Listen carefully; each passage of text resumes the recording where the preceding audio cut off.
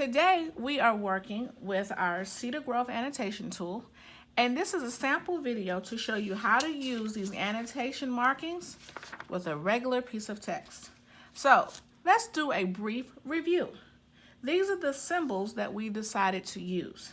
If something is very important or it's an unfamiliar vocabulary word, we're going to put a box around it.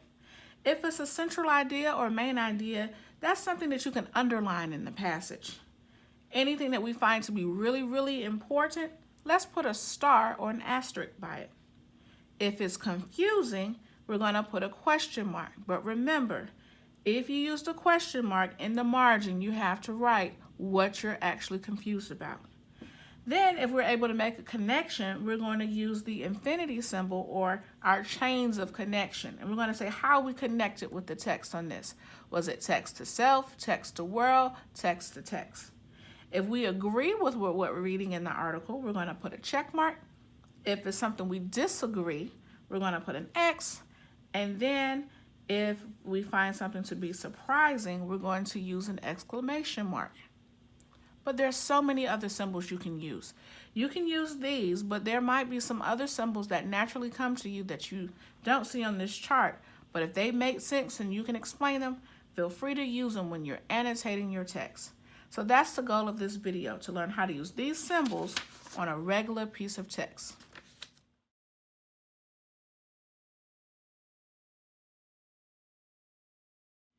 This is the part of the video where we actually look at a piece of text and see how we can use our annotation symbols as we read.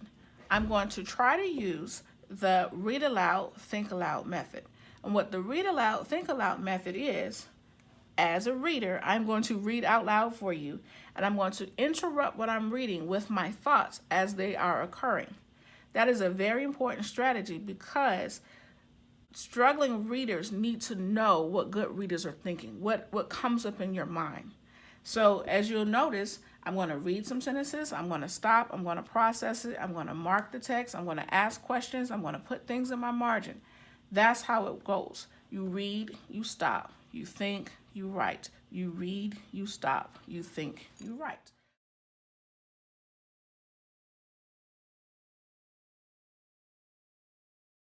So let's look at this. The first thing I do when I get a piece of text, whether it's from a textbook or an article, is I try to see if it's something credible.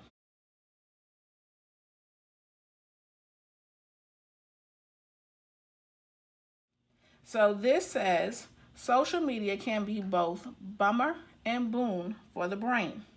For it to be credible, it needs to have some sort of association or somebody who's going to be an author that will own it. I need to have a date so that I can know how current this information is. So this is dated 2017. That's still current enough for me.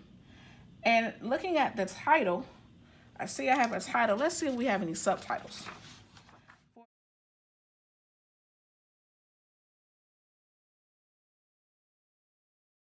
Subtitles, it says social media's effects on mental health, appropriate usage, broader affirmation, and parental guidance suggested. So these are my subtitles.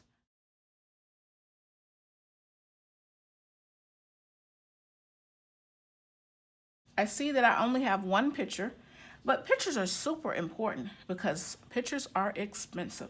So if the editor of an article or a textbook thought to either have someone create a picture or take a picture, they had to spend money on it. And anytime we spend money on something, it has to be important. So let's look at this important picture. It gives me a picture of two teenagers. Both of them have phones. Let's read the caption. The caption says, two teenage boys use their smartphones as they sit on a bench in Vail, Colorado. And then it gives me a photo credit. So I like the fact that they're using some sort of citation to let me know who gets credit for the photos, who gets credit for the article. So this is a trustworthy article that we're going to use.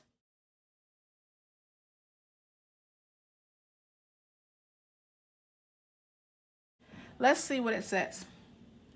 It was 1:30 a.m. Okay, so that's important. So we know the time. It's 1:30 a.m. and Anna was trying to keep her mind off her ex-boyfriend who she had just broken up with. So Anna is going to be a character in this article, and her goal is to keep her mind off her ex-boyfriend. So that is her goal. Notice, anytime you get a time, a date, a statistic, that's important. Anytime you get a name of someone, that lets you know who's performing the action. And then let's figure out what her action was: to keep her mind off her ex-boyfriend. That was her goal. It was too late to call the therapist. Well, we know it was too late because it was 1:30 that she was seeing to cope with low self-esteem and homesickness, and it's too late to stop by a friend's house. So she's got some problems. So Anna, who asked to be identified by a pseudonym, it's a really big word, I'm going to put a box around that, turned to social media. It says they're going to identify her by a pseudonym. Well, they gave me her name, but if they're going to identify her by this big word, that big word probably means that that's not her real name. So I'm going to say this is her fake name. Okay, so she turned to social media. I think that's a bad idea. Let's see what happens. I am having a really hard time right now, she posted on Facebook. Is there anyone I can call to talk to until I feel better? Well, I guess that's not really a bad idea. She did ask for help. And so let's see what happens. So this is her asking for help. I think I can put the connection sign here because when I'm having a hard time, sometimes I do make a Facebook post about it. So I use social media for help too.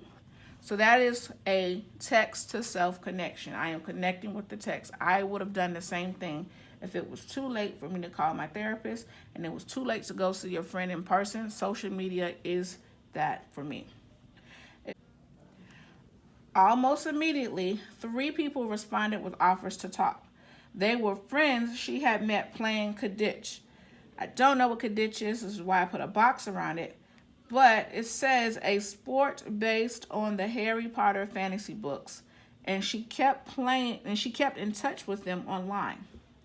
So here's my clue. You see, I have a comma here and I have a comma here. When we put something in between 2 commas, normally it defines what's actually before it. So that's the definition of this game. So she kept in touch with these people. Anna talked to 2 of them until she was able to fall asleep. Now that is surprising to me and confusing. Why not 3 people? Because it says here that 3 responded with offers to talk, but she only talked to 2 of them.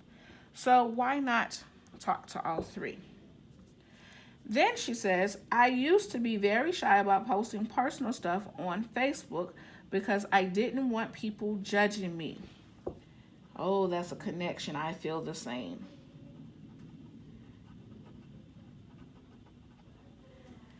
Anna said, Anna, 26. Anna is 26? I'm going to put an exclamation mark. I assumed she was a teenager. I had 2 pictures of teenagers in the picture here. She's sad about an ex-boyfriend. I just assumed she was a teenager. So I'm going to put an exclamation mark. Wow. Thought she was younger.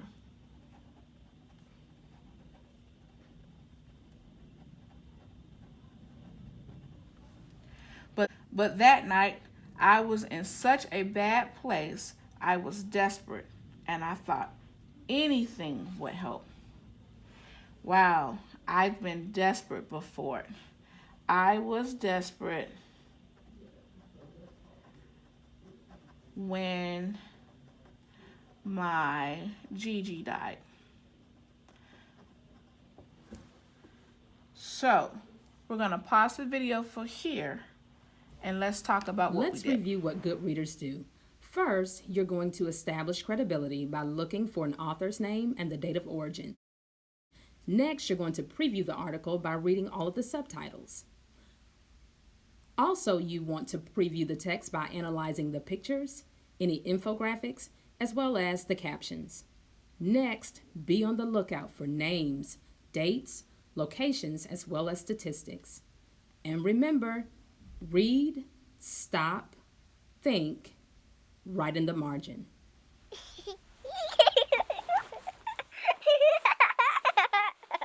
Like what you saw? Want more videos? Give us a thumbs up, subscribe to the channel, and share our videos.